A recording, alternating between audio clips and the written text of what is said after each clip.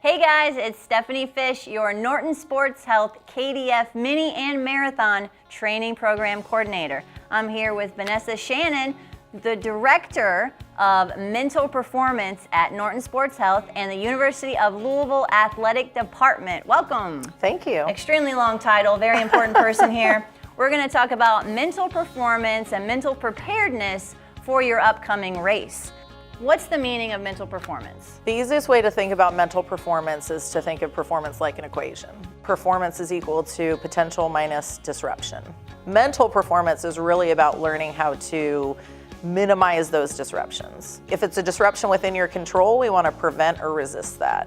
If it's a disruption outside of your control, we want to learn how to tolerate it. If it's a disruption that we allow to disrupt us, then we want to learn how to recover from those disruptions.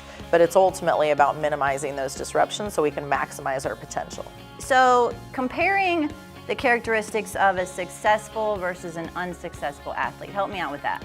Sure, so when it comes to mental performance, a couple of things are characteristics about successful athletes. They usually expect the expected. So we've heard the phrase expect the unexpected. That's actually impossible if it's unexpected.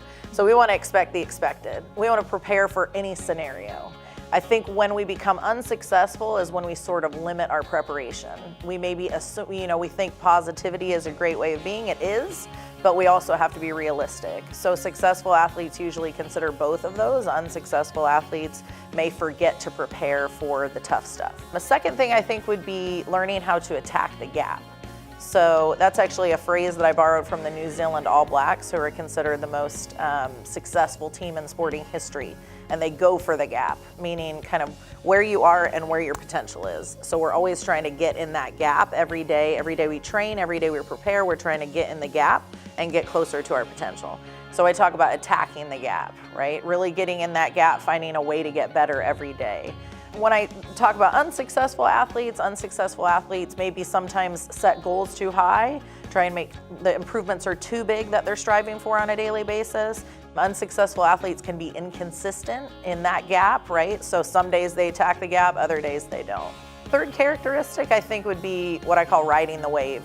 So I grew up in Southern California, so I use the surfing analogy. When it comes to emotional control, we kind of have to be able to expect the expected, know that things won't go great.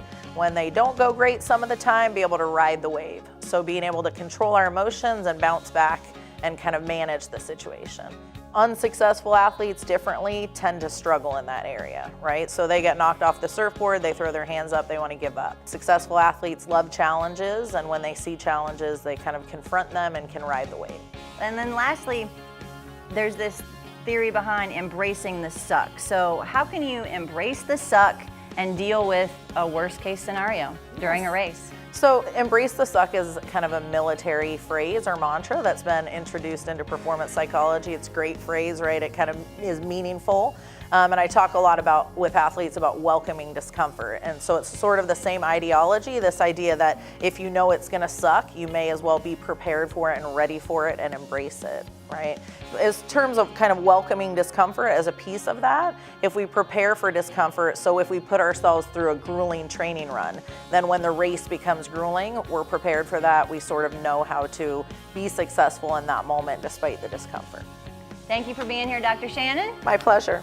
Very well put over here, gearing you guys up for race day. I hope you can use some of those tips coming up for the KDF Mini and Marathon. Can't wait to see you guys for the next training run.